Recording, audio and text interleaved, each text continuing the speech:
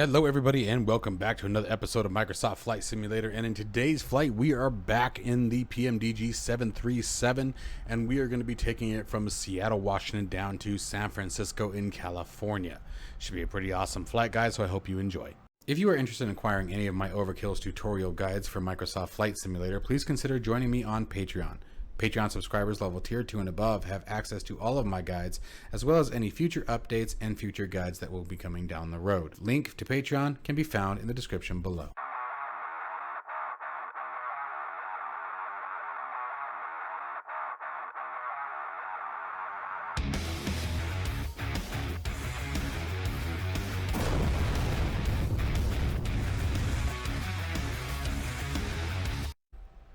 Okay, so as I said, this is an early morning flight from Seattle into San Francisco, so let's go ahead and get started here.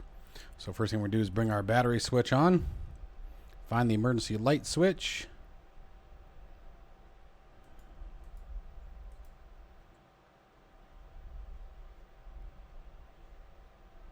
there it is right there, boom, there we go. All right, now we want to turn our dome light on first, and then we can switch over to ground power and it's going to dim everything else back out. So the emergency light's now just kicked off.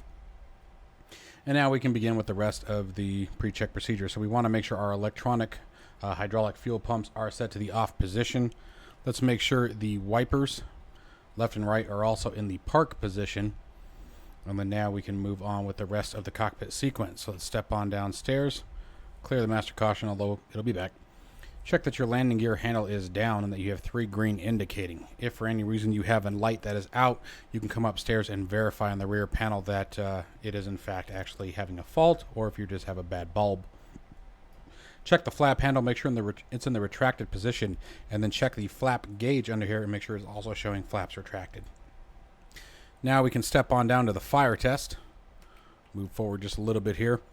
First we're going to test our in-op and fault lights. Bring it to the right, check the overheat.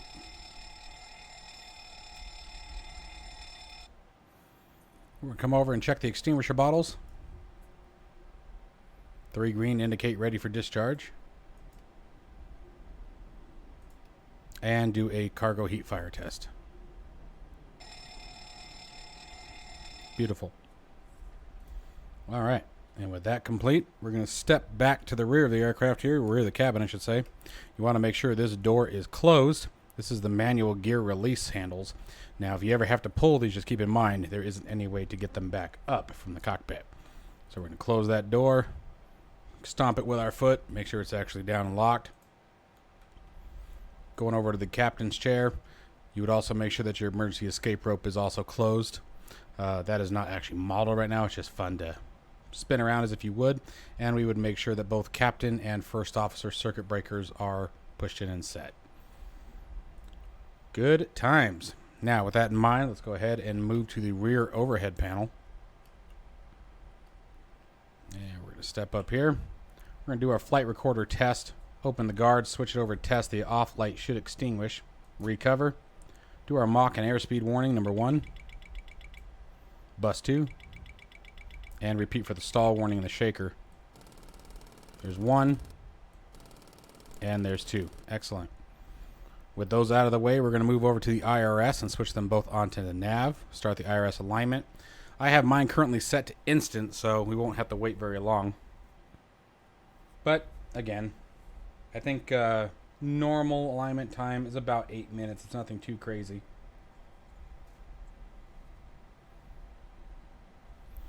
All right.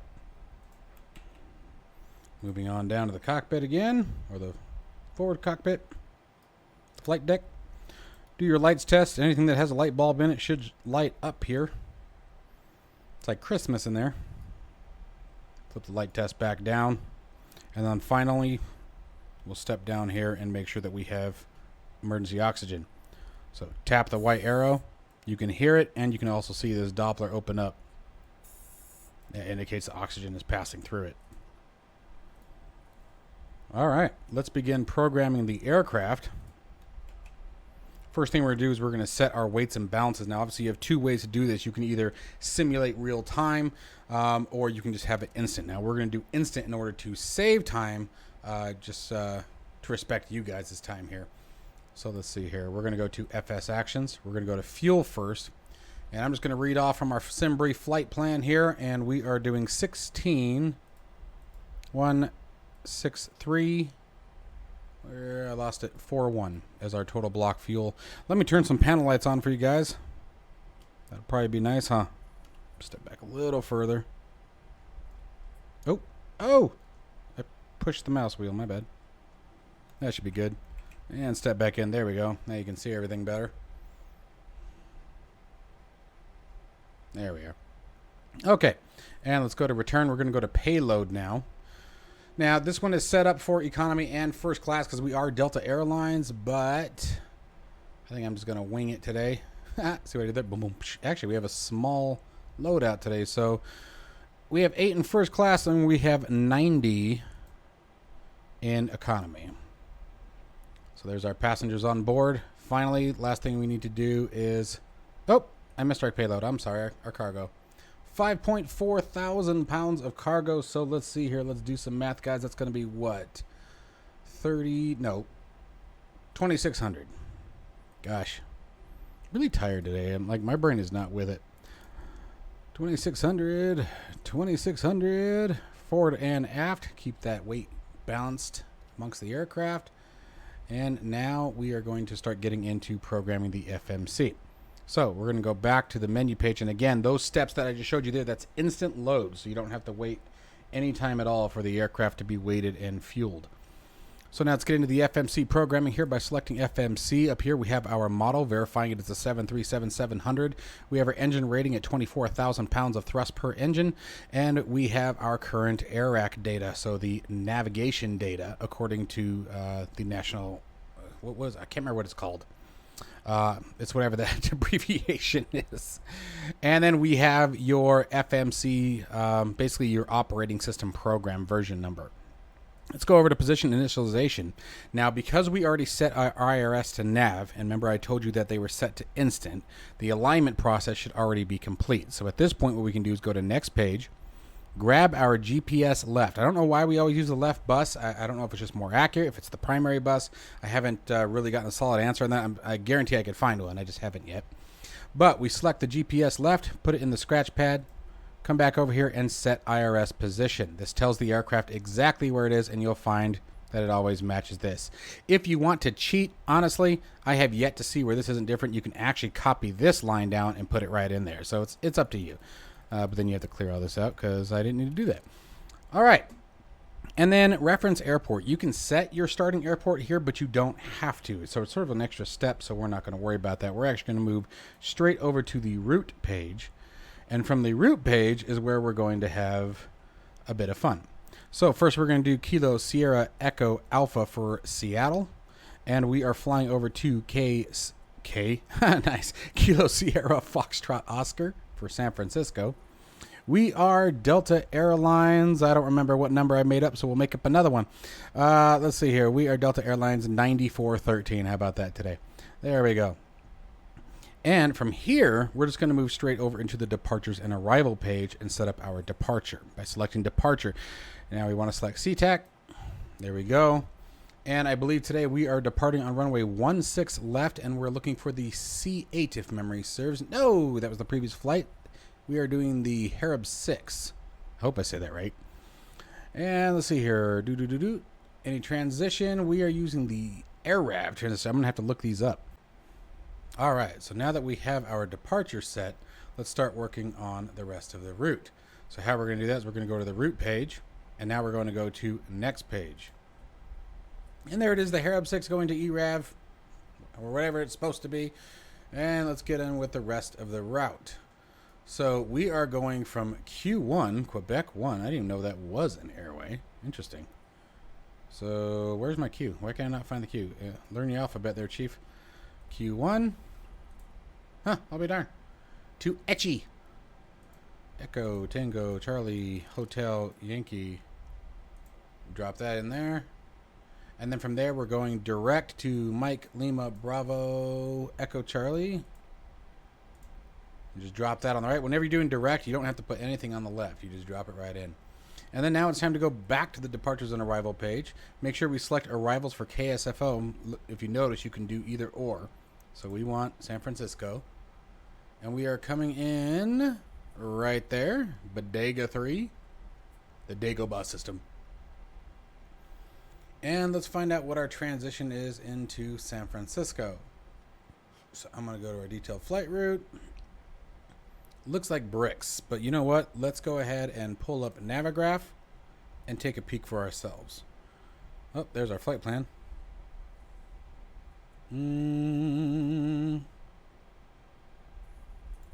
Why are you not letting me select my charts? Oh, weird. What is happening here?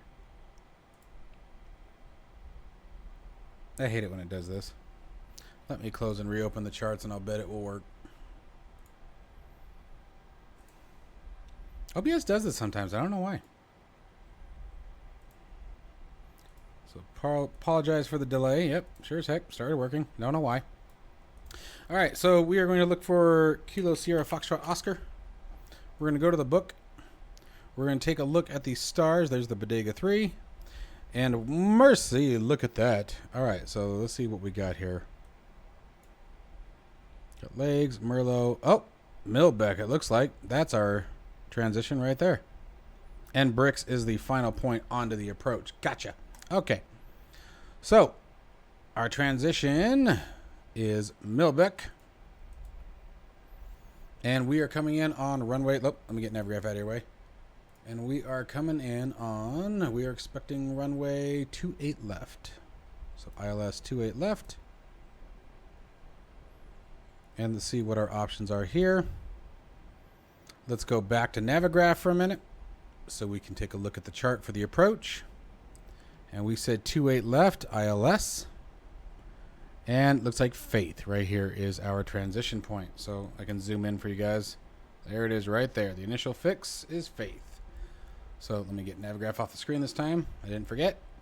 And we're going to select Faith as our transition. Looking gorgeous. And now we can go back to the route page. Go back to next page. And we're going to do next page again. Now here we're going to have vectors. But we're just going to select the next waypoint once we get there. Vectors mean that you would be expecting something from ATC to guide you to the next leg. But that's okay. So in our case, at this point now, we can go ahead and hit activate to activate the flight route. We can hit execute at this point, and let's move on to the next section. We're going to go performance initialization, 0 fuel weight. Because the aircraft is already fully fueled, we can just tap the 0 fuel weight button and drop it in. Reserves is going to be both your final reserves and your alternate fuel combined, and that's going to be 5.6 thousand pounds of fuel. So we're going to drop that in there. Our cost index today is going to be 64. Pretty high, so we should get cruising along pretty good. Cruise altitude today is 390. Wow, we're going high today. And let's find our cruising winds. So to do that, what we're going to do is we're going to go back to our flight plan. And by the way, guys, be sure to check out, if you're interested in learning how to fly the 737, my PDF tutorial guide that can be found on Patreon, as it has all of this information in it. We're going to go to the top of climb here, and we're going to take this wind information right here. That's 249 at 81 knots. Wow, that's some serious wind. All right, so 249 for 81. So let's pull that out. Let's come in here, and we're going to go 249 at 81. All right, and that is complete. We can go ahead and hit execute again. Transition altitude in the United States is always 18,000 feet, so we don't have to worry about changing that. Let's move on to the N1 limit. Now, the N1 limit is where we would derate the engine for both sound and engine performance. However, to keep things simple and sweet today, because I haven't quite figured out the best way to calculate what the proper derate would be, and I don't want to show that until I'm very solid on the information that I have and confident that it is correct. So until I find that information, we're going to keep it as TOGA, which will be the maximum, and there's our engine rating that we saw on the initialization page at 24,000 pounds of thrust. So at this point, we're going to leave everything here as is. It's already selected. We're going to move over to our takeoff configuration. We're going to be using flaps 5 for takeoff. You're going to almost always using be flaps 5. And if not, chances are you've got enough experience where you know why. Center of gravity, again, after the aircraft is fully weighted and fully fueled, you can go ahead and give that a tap. 24.3%, and we're going to want 5.7 on the trim. Now, what you're going to do is come back to the trim wheel, and you don't have to be right on the money. You just want to be close. So we're going to make our mouse arrow point down here, hold the left click, and just bring it right up to 5. That's or 0.07. Pint? Something on your mind, sir? So, I mean, right about there should be good. Okay? Oh, step back down, sorry. And then finally, drop in over our V2 speeds, or our V speeds, excuse me. Anyone remember, V1 is the speed at which the aircraft can no longer safely be stopped, and no matter what happens, you must take off. VR is the rotation speed at which the pilot will begin pulling back on the yoke and bringing the nose up, and V2 is the speed at which, even in the event of a single engine loss, the aircraft will continue to accelerate and climb. All right, and that's going to wrap up the MCDU. Been flying an Airbus recently? The FMC configuration. Let's go ahead and move our indicated airspeed up to here. And we're going to go 132 knots, and I like to do plus 10. And the only reason why companies do this, guys, is it just provides a bit of a higher performance takeoff. Just makes it a little bit better, a little bit smoother, a little bit faster. There isn't any other rhyme and reason to that. It's strictly up to the company on what the extra rating there is. All right, so we've completed our FMC programming. We've got our V2 speeds up in the FMC, gosh, the flight control panel, the FCP. Now it is time to continue with the rest of the aircraft setup. All right, so with the FMC programming complete, we can now continue onward with the rest of the cockpit preparation. So we're going to return to the overhead panel and begin our flows. We're going to make sure the yaw damper is set to the on position. All of your navigation switches should be in the normal position. Displays, make sure that your sources are set to auto and normal. Fuel pumps, because the aircraft is fully fueled, can now come on. Only turn your center tanks on if you actually have fuel in the center tank. We want to do a crossfeed check, and what we're going to do is flip the crossfeed over. The valve open light should go bright, then go dim. We're going to flip it back to off. You'll see it go bright, and then it should go off. Perfect. Alrighty. Let's go ahead and continue onward. Set the electrical power. So at the moment here, we can just close the guard. I didn't realize I only flipped the switch. Currently on ground power, but we'll switch this over to the APU gen as we'll be getting ready to start the APU. We can leave the primary on battery if you choose. Standby power, obviously we want to make sure that that's still closed. Disconnect switches are guarded. Ground power stays on for the moment, but soon we will be shutting that off. And both of your wipers, again, verifying they are both in park prior to engine start. Then the circuit breakers and panel lights set as desired as we did earlier. Your equipment cooling, supply, and exhaust should be set to the norm position. Emergency exit lights are still armed. Fasten seatbelt signs at this point would come on, as well as no portable devices. Now, with the fasten seatbelt signs, when we're getting ready to take off, or pushback, you want to make sure they're on, not in auto. And then we would just press the attend button, let the cabin back there know that we're getting ready to get this aircraft on out of here. Moving up top, we're going to turn all of our window heats on. There'll be 4 of them. Probe and pitot heats, we're going to go ahead and leave that in the auto position for the moment, or off, excuse me, not the auto position. And let's go ahead and step on down a little bit further here. Anti-ice you would set as desired if you are in icing position. In our current situation, we don't have to worry about it. I'm telling you guys, I can't talk. Electrical hydraulic pumps can now come on. And let's see here, moving on down. I just come all the way back up to the top. Set your air conditioning system as desired. However, coming down to the recirculation fan, we want to set that to auto for the moment. Left pack to the auto position, right pack to the auto position. Isolation valve can remain open for now. And APU bleed, at this point you can go ahead and flip that to the on position. If you forget to do this, when you turn the APU on and you go to start the engines won't start. And you could find yourself scratching your head for a minute trying to figure out why they won't turn over. Coming down here to our pressurization panel, we want to set our cruise altitude. Remember, we're going all the way up to 39,000 feet. That is just, we are going crazy high today. And landing elevation, let's go back to Navigraph to grab that. Oh, wrong window. Let's go ahead and pull the charts. There we go. And let me expand that a little bit for you guys. There we go. From this point here, we're going to want to get our landing elevation, which is right here, and that is TDZ, touchdown zone elevation. So 13 feet, which is very, very nice for us, especially after the last one that I did. That was like 6,000 feet. That was a lot of spinning of that dial, of the barometer. So in our case here, all we would do is set it to the first notch of 50. You want the pressurization above, not below. Okay, if you have to pick one. And you want to make sure the pressurization system is set to the auto position. All right, so let's continue on and see where we're at here. So we've got our pressurization set.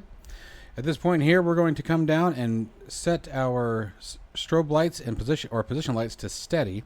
You can turn your wing lights on, your logo lights on if you choose, as well as your wheel well, if desired. Since we are currently still in night operation, now we're going to come over and start the APU, and that's going to be this guy right here. First position is the on position when you go down click, and we're going to push down one more time and hold it, and it'll bounce back on its own. We'll be watching the exhaust temperature to go between 600 and 800 degrees and then come back down to about 400 where it will stabilize. At the point that it stabilizes, you should have APU power available. The low oil pressure indicates that the APU is starting, and a good indicator that you are well on your way to getting ready to get out of here. While the APU continues its startup process, we'll come back to the FCP, the flight control panel. Flight directors on both sides, starting with the captain switch. Notice that you have an MA green light here. This indicates that this is the master. Okay, if we turn them on in the reverse order, actually you saw it there, the first officer becomes the master flight director. We don't want that. This is our plane. We decide what happens on this show. Set our initial altitude, and what we're going to do here is go back to Navigraph. And we're going to check the departure plate because I do not use the in-game ATC. In-game ATC just drives me crazy, quite frankly. So what we're going to do here is go to the SID, and we're going to find our SID, Arab 6, and we're going to look for any altitude restrictions. So we need to be above 3,000 here. Here's our departure.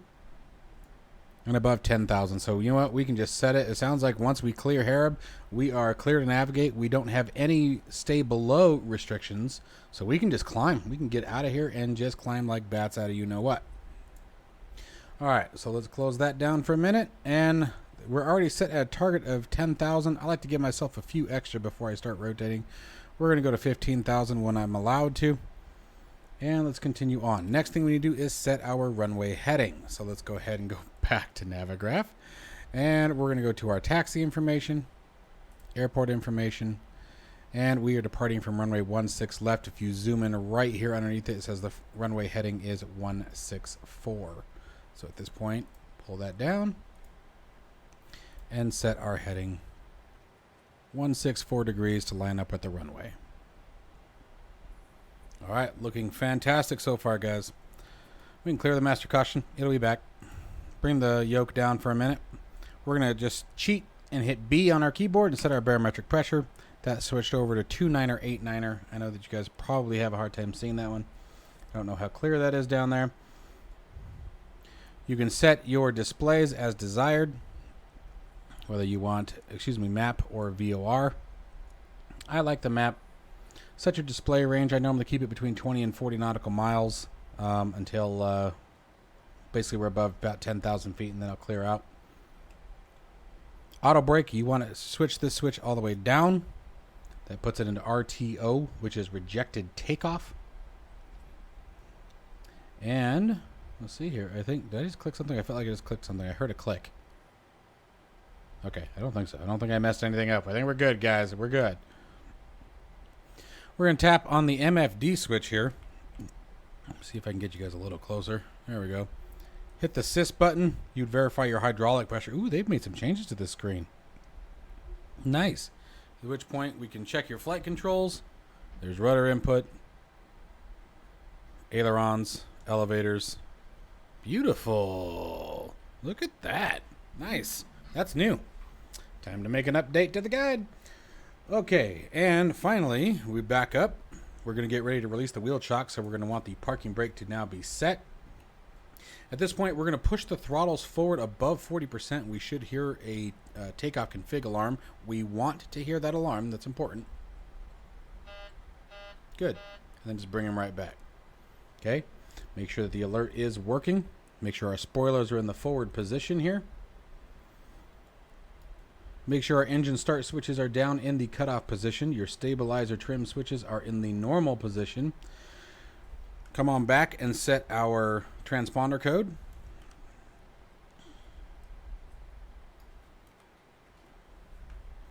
And at this point, we're going to want the transponder in standby. And let's just simulate any old code.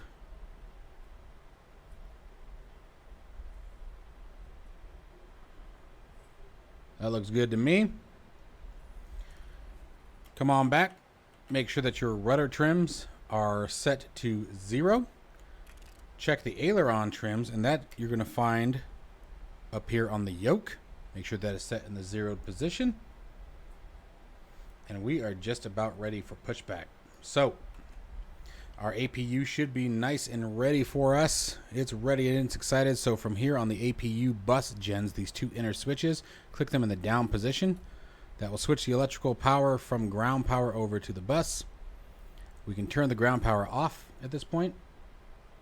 And now let's go down and clear some things away from the aircraft. So we're going to step down to the FMC, go to Menu, FS Actions, Ground Services. Ground power we're going to release, and chocks we're going to remove. The jetway at the time that we do that will automatically begin to pull away, as you see there, so you don't have to worry about that. We can go back to our FMC so it's available for us. Getting close, guys, getting close. This is the fun part. We're going to step upstairs. Moving over back to the pressurization, or excuse me, the pack panel. We're going to turn the left and right pack off.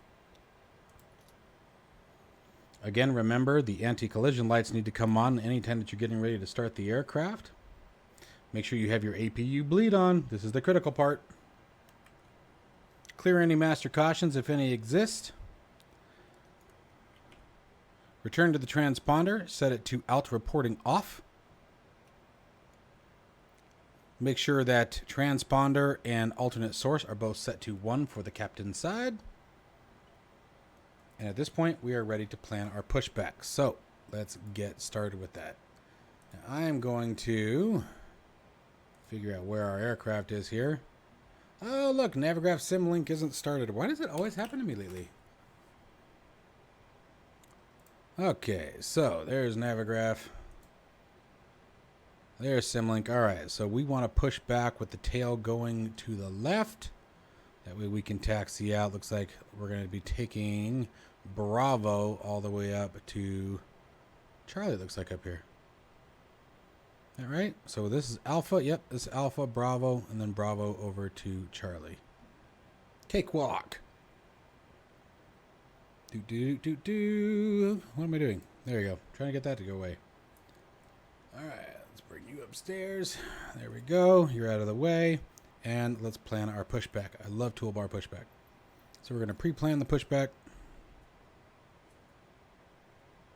I know some people have reported some very significant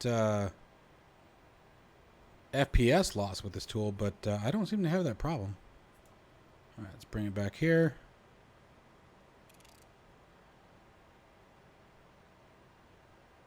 And that looks good. Left click, enter. We're set, and let's start it. Cockpit to ground. This is ground. Stand by.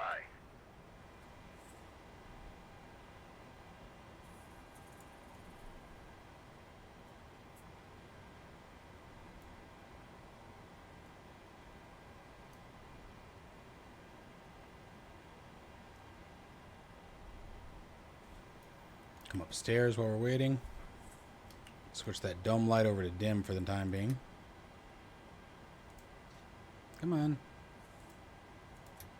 There we go. Quiet things down out there a little bit. Okay, sir. The bypass pin is installed. All doors and hatches closed and all ground equipment is removed. The parking brakes are set. You may lift. Parking brake set. Lifting the aircraft. Favorite part of any flight is starting the engines. We are cleared for start and push.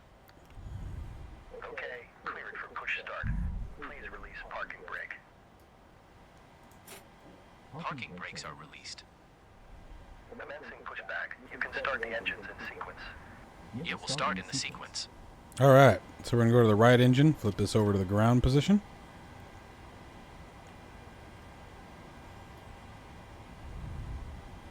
Whoa. Oh. Why is there an airplane? Interesting spot. I think someone parked in the wrong spot.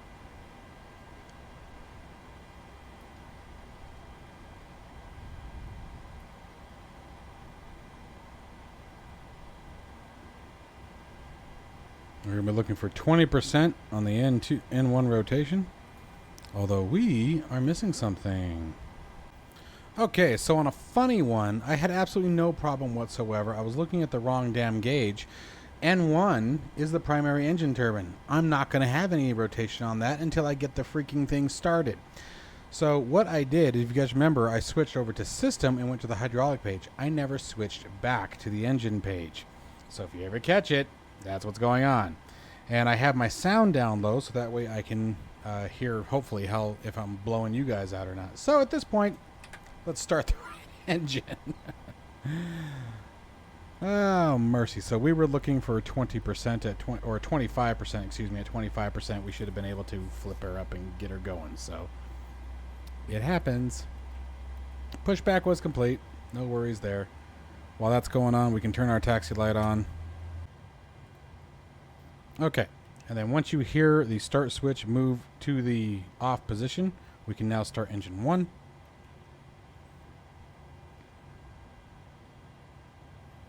Hey, look, it's rotating.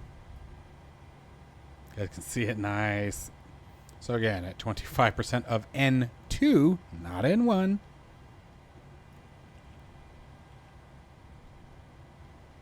We can flip the throttle open. Or the fuel open. I can't believe I did that.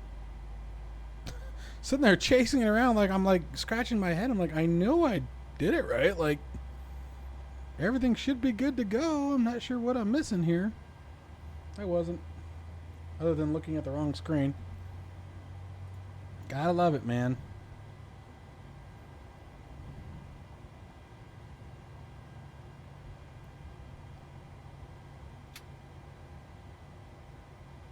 Alright, so we're monitoring for N1 to be at 20%, N2 to be at 60%.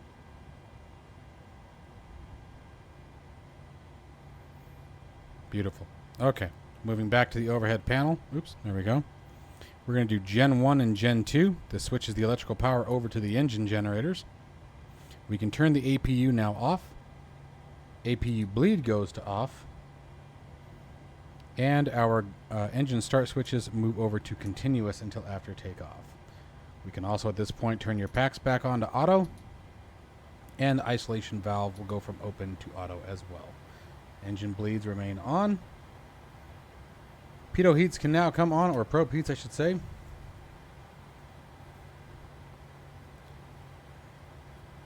And now we can also set flaps 5. Remember, we're going to go flaps 1 first.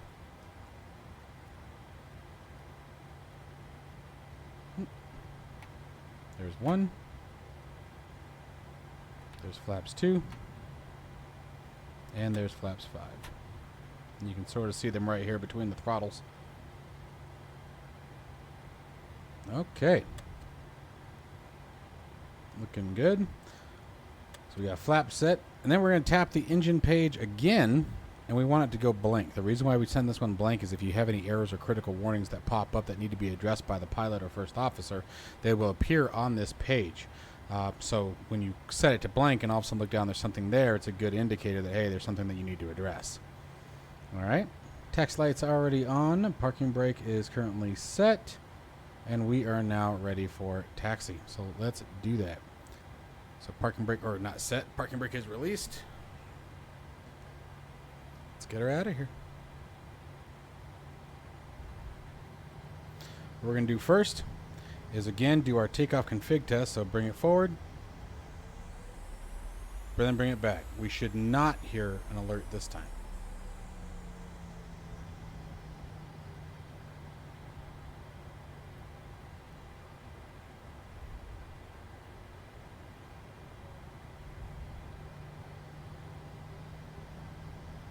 You monitor your taxi speed right here. Gives you your ground speed. Anytime we're turning, you want to keep it right around 10 knots. When you're straight and clear, you can bump it up to anywhere from 20 to 25 knots, depending on any obstructions or concerns. Just don't go Dukes of Hazzard on a taxi with a 737, but you know. Alright. Approaching the threshold of 1-6 left. We're going to hold short.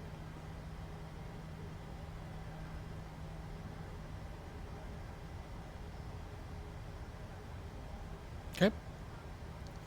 And while we're here, let's do some final setup here. So first thing I'm going to do is step down to the back. Make sure our transponder goes all the way over to traffic avoidance and response awareness, I think is what it's called. I always forget it. Runway turn-off lights come to on.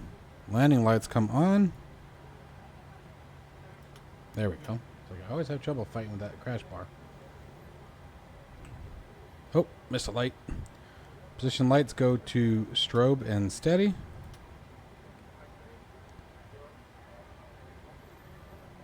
There we go. And we want to make sure LNAV is armed. Oh, there we go. And auto throttle is engaged. Or armed as well, I should say.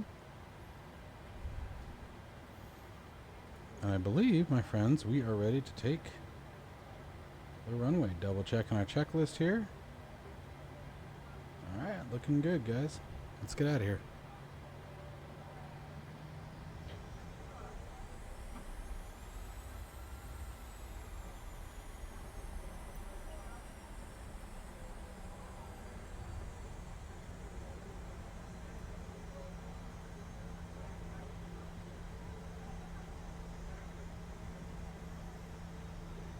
I don't know why this guy's landing this way. I have live weather turned on. It should be this way.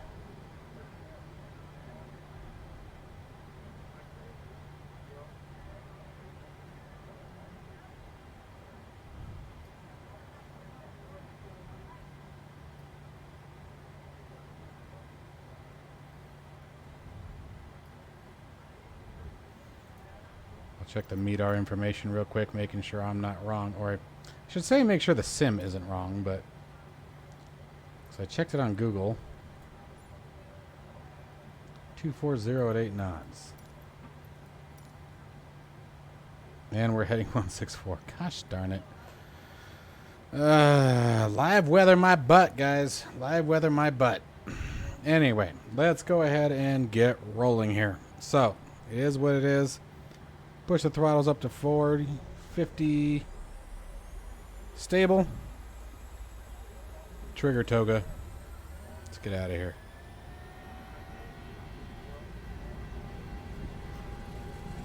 Airspeed alive. Cross-checked.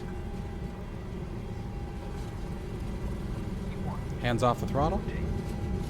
Rotate. Good thing there aren't any collision models. Positive rate. Gear up. There it goes.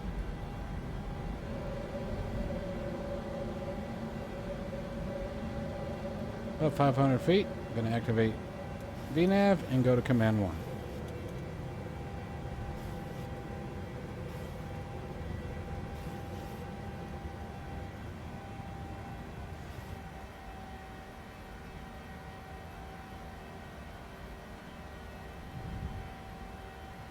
Monitoring for our flap speeds.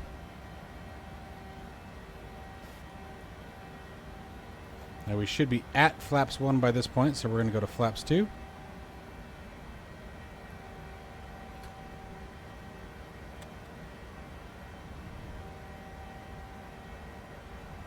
And go flaps 1.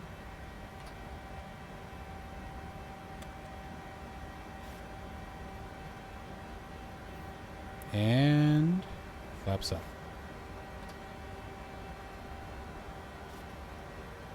Look at that. Beautiful scenery.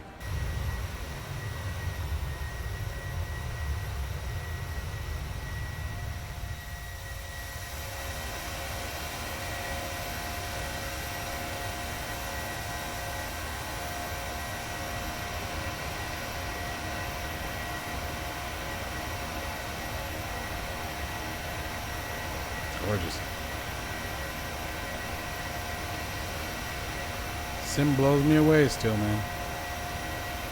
I say it probably in just about every video I do like this. Can't take that away from them.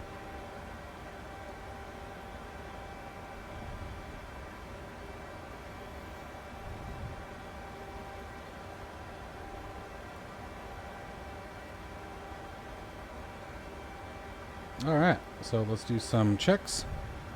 Verify flaps are indicating. RTO can, or auto brakes can be turned off, excuse me.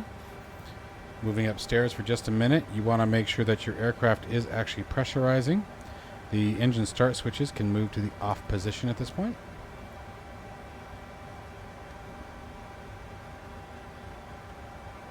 There we go.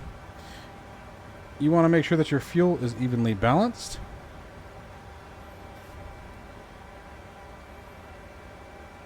And we're just waiting on 10,000 feet to continue. And there's 10,000. Let's bring our landing lights up. There we go. Runway turn-off lights can come off, as well as the taxi light. Fasten seatbelt signs at this point will move to the auto position. And the gear can come down into the off position. And then you can, at this point, expand your display range if you so choose.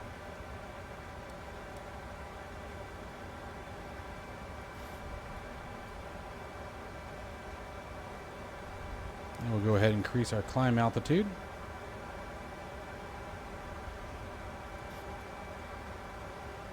Take it up to 24,000.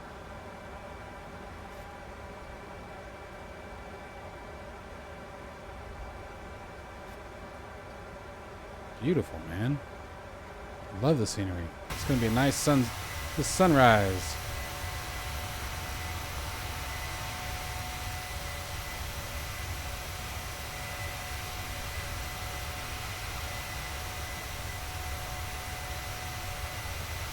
Sounds great. Love this aircraft. I was waiting for the 737 for so long. I love the 737. Alright, let's see here.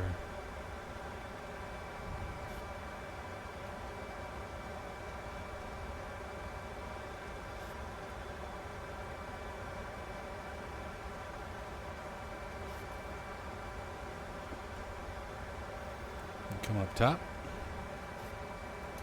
Kill the dome light at this point. Looking good.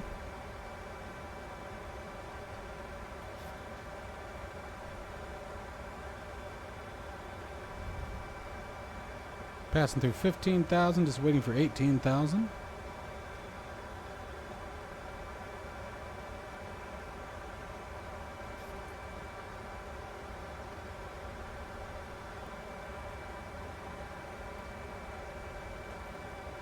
Switch our MCDU down to the legs page so we can monitor. And you can see our next hop, we're actually looking for 28,000 feet. So honestly, at this point, I think I'll just kick us all the way up to cruise. Easy departure today. 39,000 feet. Last time I flew this high was in the Longitude.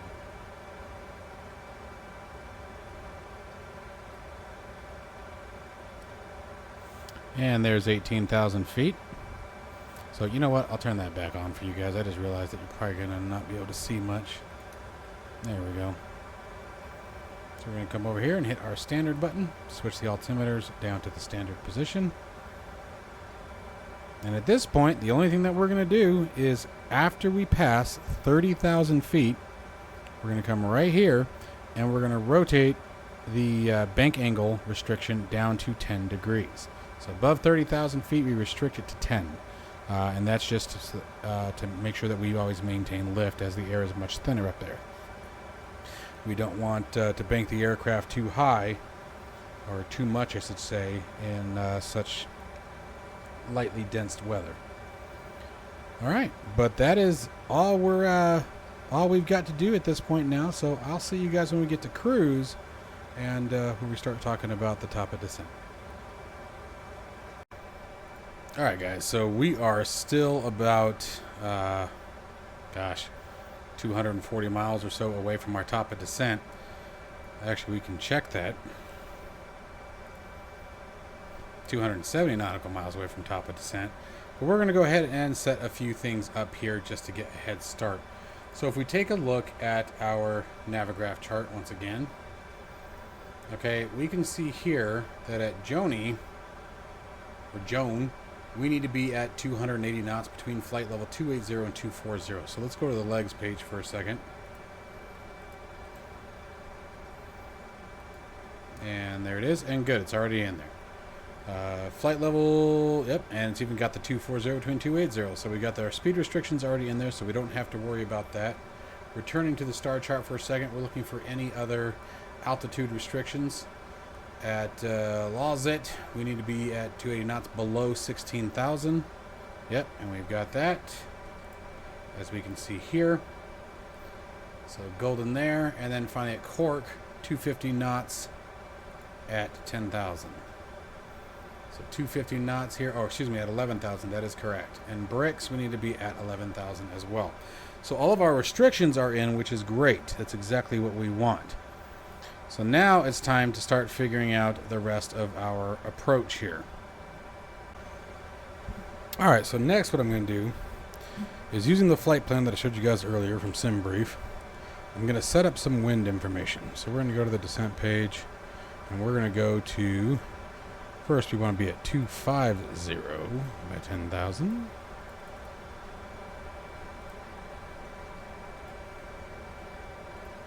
Then we're going to go to the forecast page. And we're going to set up some altitudes here. So I'm just looking at my SimBrief flight plan.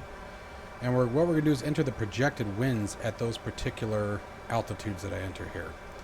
So let's take a look here. Let's do flight level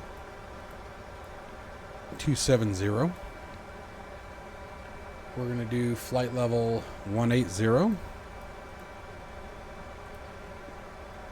And I'm going to do flight level 100 for 10,000. And then now what I'm doing is entering the winds from the flight plan that are projected at those altitudes. And we're going to hope that the live weather is correct. So we're going for 264 at 56 knots. And 180 is 251 at 36 knots.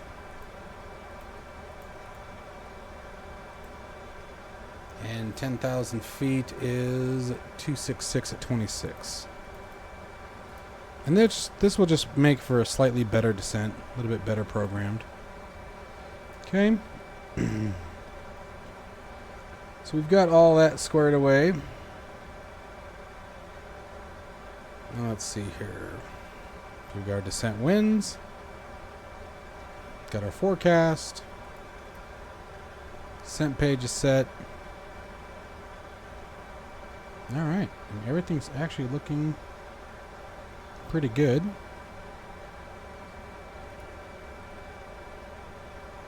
We have our approach page here. And we're going to be doing flaps 30. And we're just going to tap that again. It drops it right in here. And other than that, I think we are good to go for today's flight. So the only thing we have left to do now is we're going to set our initial altitude down to 10,000 feet.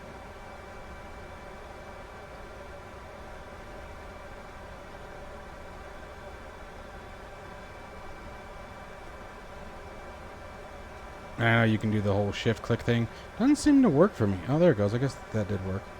It works on the altitude. It doesn't work on the barometer for me. Or the minimums. Sorry, knob. So there's 10,000. And now the beautiful part is, as soon as we reach our top of descent, which is right here, still quite a ways out. So if we go back to the descent page, now you guys might not be able to see that, but we're 230 nautical miles away. So set that up very, very early. But the nice part is that once we reach the top of descent, because of the way we're configured here and we got everything all set up, the aircraft will automatically reduce thrust and begin to descend. So I will see you guys once we reach the actual descent. Alright guys, so we are just a few miles from our top of descent. We're only looking at a 40-mile display here. So in just a couple minutes the aircraft should begin descending on its own. So what I'm going to do at this point is we're going to come down and go to the fix page. And we are looking for, I forgot what our arriving runway is today. 28 left. So we're going to type runway 28 left and drop that into the fix. And then what we can do is we can set up some radials around the airport that will give us nice indications of our position in relationship to the airport. And these are really great cues to sort of help you stay on track with your approach. And we'll take a look at these later, but they create green rings extending out from 5 miles and 10 miles from the airport. Super helpful. Super, super helpful. Let's go back to the legs page.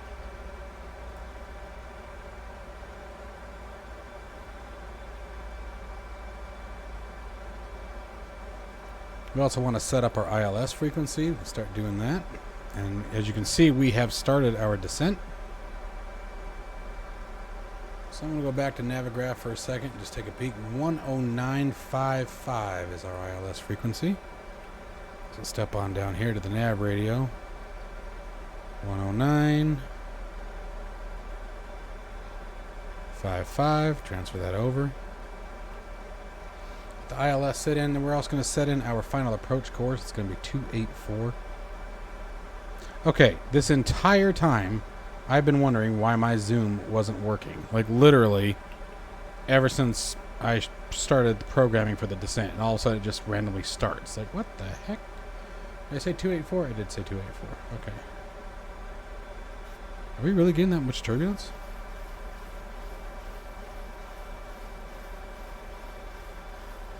It's pretty intense, man. Look at that shot. That is beautiful. I think I'm going to take a screenshot of that one.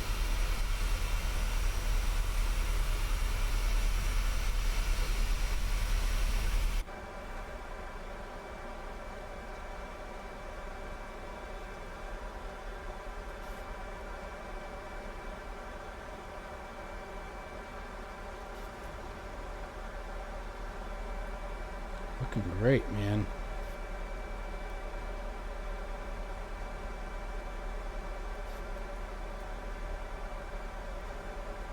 And we're just waiting for 30,000 feet so we can reset our bank angle.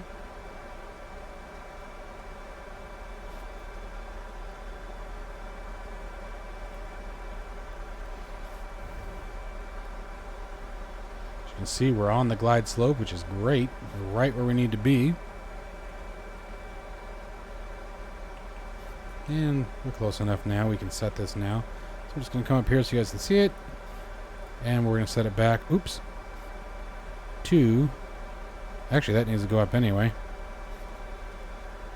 Needs to go also to 284 degrees, just so we're in line. In case we need the runway heading. Come on. There we go. But we're really interested. Oh, went too far. Darn it. There we go. 25 degrees on the bank angle. Now that we're below 30,000. We are looking good. I'll see you guys at about 18,000 when we have to adjust our barometric pressure. Alright guys, so we've now passed through 18,000 feet, so we'll just come up here. Actually, we'll just use the B key, cheat. Set our altimeter pressure to 990. Winds are still looking okay for our approach. So we'll see what happens there. Looks like we're going to come in with a crosswind if it stays as is.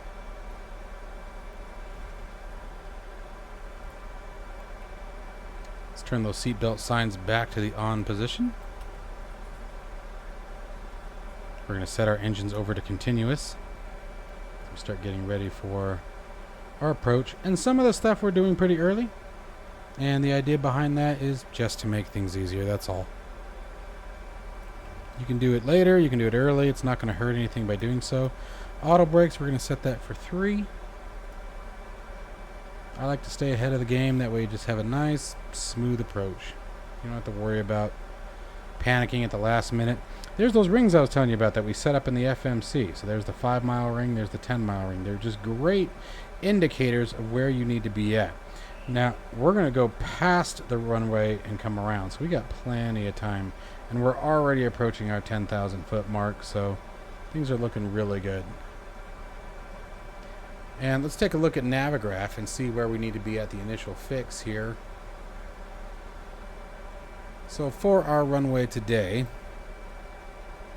we need to be at 3,100 feet. All right, good to know. So I think we'll go ahead and get that set down as well. So let's start setting, oh, sorry. I'm just gonna set our altitude down here. I'm gonna make that a bit easier. Oh, wrong button. There we go. I was like, why isn't that working? So we're doing a 3,100 feet. Get the initial fix. Alright, so we have our speed set, we have our heading set, we have our course set, our auto brakes are set, we have our FMC configured for the approach, we have a ring set, which we can now set down about 20. Now don't let this 10-mile fool you again, because we're going to go past the runway and come back around for the approach, which will work out perfectly. Looks like the winds are right on track where they need to be, so that's awesome. And everything's going to be squared up. We got our ILS frequencies locked in, transponder still set. Coming up on 12,000 feet. So we can even come as far as setting our landing lights on, runway turnoff lights, set those to on, and our nose wheel light. Nose wheel light, again, so the thing that I like to think about when I'm doing all this stuff early is that normally there's 2 people doing it. You have the pilot and the first officer. We don't have that, right? Unless you have like the add-on FS2 crew and all that good jazz, which is a fantastic app, by the way. It really is. I don't know if it works for the 740 or 737 yet, but so it's just another way to keep things comfortable, right? So at 10,000 feet, and don't get me wrong, we had plenty of time. There's our runway. But by doing it like this, it just makes it a bit easier. It's less stressful, you know, especially when you're dealing with mouse point and click. You know, it keeps everything from being a pain in the backside, if you catch my drift there. So let's see. I think that other than that, we're looking really good so far. So I'll see you guys in just a few minutes when we make the final turnaround for the approach. We've already got our descent locked in. Our speed is now starting to reduce to the 250, so the aircraft's right on par, and we got plenty of time still. So I'll see you guys in just a minute. Alright, my friends, so we have turned on to final. The ILS frequency has been acquired. Our escape altitude or missed approach altitude has been set. We're going to recheck our barometric pressure, make sure it's good. Winds are great for the approach. We're right where we should be. We're down to 185 knots. We're currently sitting at flaps 2. And auto brakes are set, landing lights are set. We're approaching the 10-mile marker, so we're going to start getting ready to slow the aircraft down to the reference speed and get ready for landing. Let's go ahead and arm the speed brakes. There we go. Speed brakes armed. Single channel, MCP speed. Let's go ahead and set it down to our VRAF at this point, which we're looking for 129 knots plus wind component, half a wind component. We're going to make that about 136 knots.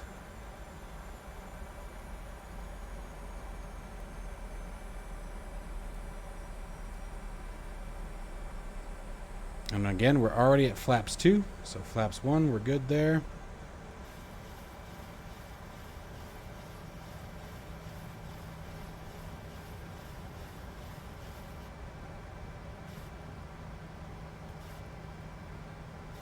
And we probably did that a little soon. I'm going to speed us back up a little bit. 160 knots, let's go to flaps 5.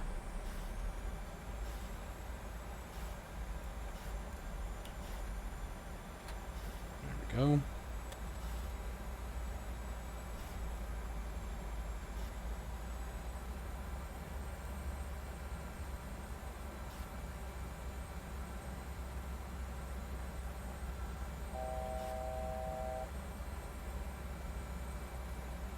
Got the glide slope coming in.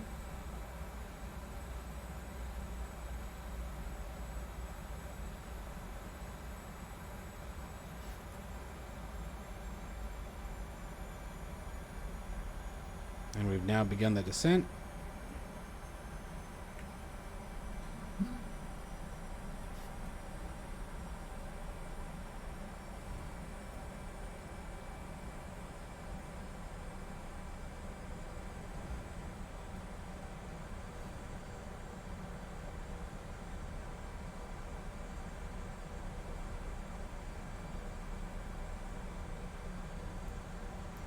Let's take it down. Now we'll go all the way down to our reference speed.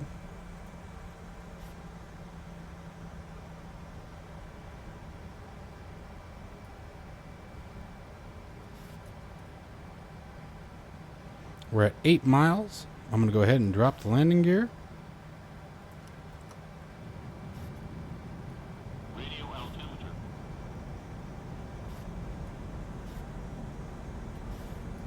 I'm going to go to flaps 15.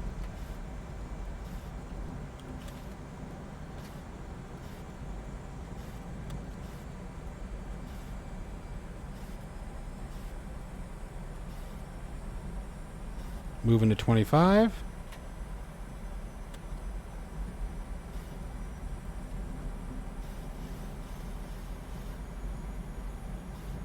And going for reference flaps. And we are 5 miles away, 6 miles away, and we are fully configured. We're stable on the glide slope. We're stable on the localizer. Minimums are set. Barometric pressure has been verified. Cabin is set. Seatbelt signs are on. All landing lights are on. Engine mode start switches are good. We're ready to land. Alright, so we're coming up now on 500 feet. Disengage the autopilot.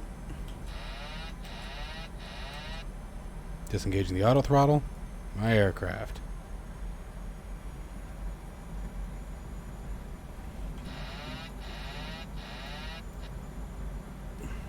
Approaching minimums.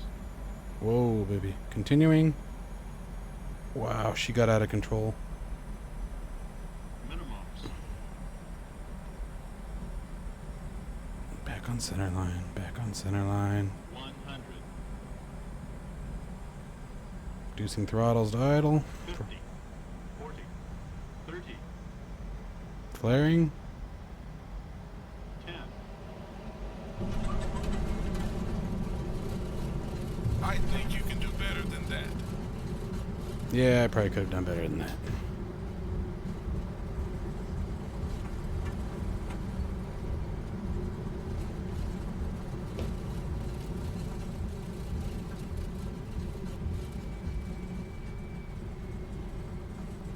Alright, and there is our beautiful flight into San Francisco. That was a hard landing. That was a bad landing.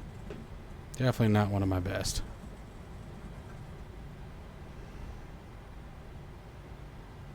Alright, let's clear the runway.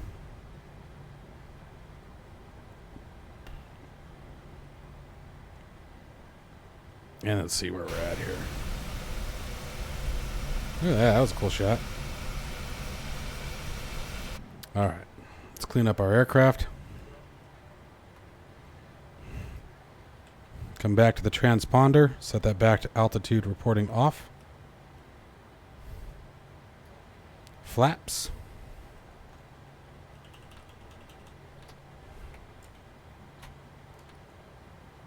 All the way to up. Up top. Landing lights off. We're going to go ahead and start the APU. We don't need the runway turnoff lights.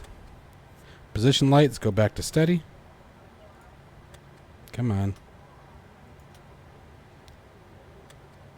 Wing lights, wheel lights, and logo lights can now come off.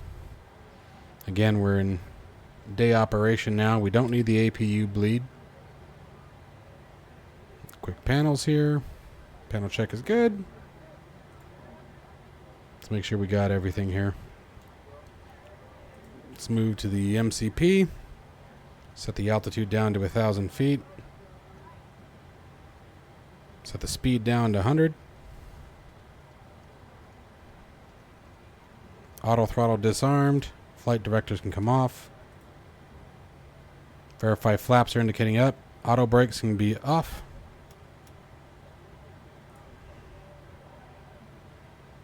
And just doing a final check through our checklist here, see if I missed anything. We need to set our trim to 5 degrees.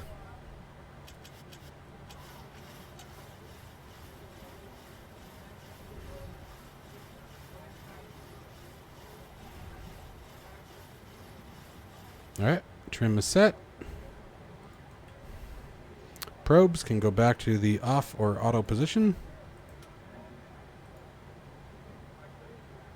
And engine start switches can go to off. And now we'll taxi to a gate. Call it a night.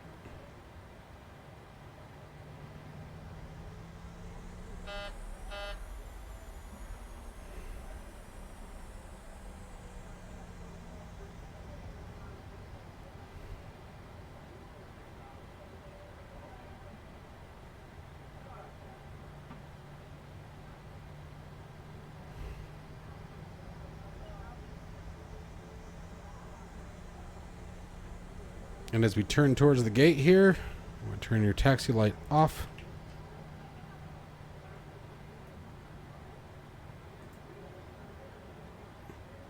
Turned a little late on that one, trying to turn the taxi light off.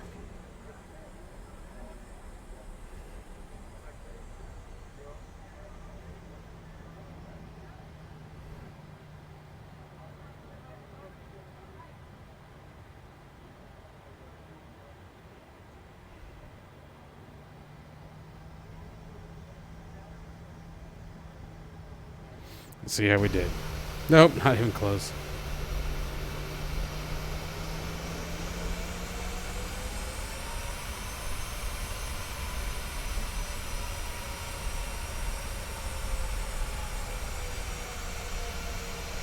I feel like the controls are so much touchier than they used to be before the update. Alright, set our parking brakes. And let's set our engines or our power to the APU bus.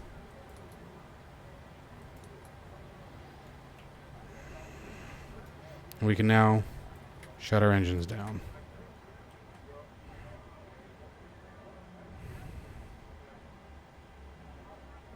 Alright, anti-collision lights can get turned off. We can switch over to ground power if it's available, which it's not yet.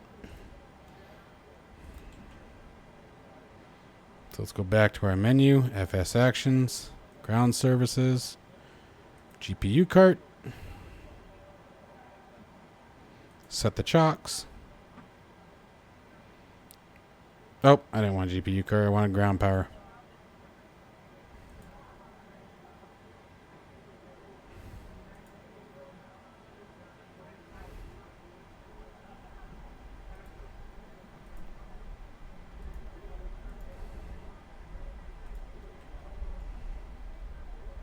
And we've got our jetway.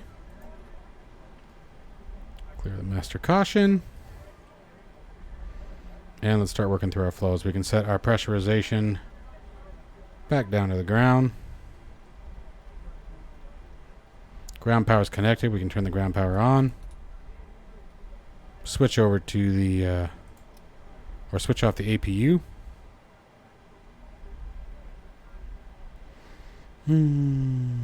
Isolation valve can return to open. Window heats can now come off. Electric hydraulic pumps can turn off. Seatbelt signs can go off. No portable devices. Fuel pumps turn off. Yaw damper turns off.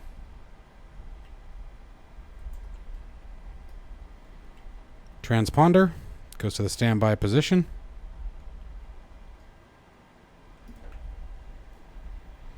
And do one last quick sweep of the controls and make sure that we've cleared everything of consequence.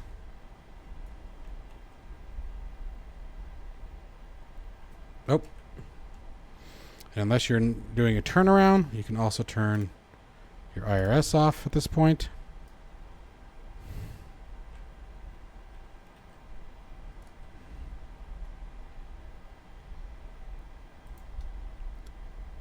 Turn off your emergency exit lights and shut off your battery. And we can now turn off the ground power, and the aircraft is back to cold and dark. Well, I hope you guys enjoyed this little flight from Seattle to San Francisco in the PMDG 737. As always, be sure to check out Patreon if you guys are interested in a full flight tutorial guide, step-by-step pictorial instructions that give you absolutely everything that you need inside the document to complete the flight. I will see you guys, as always, in the next one.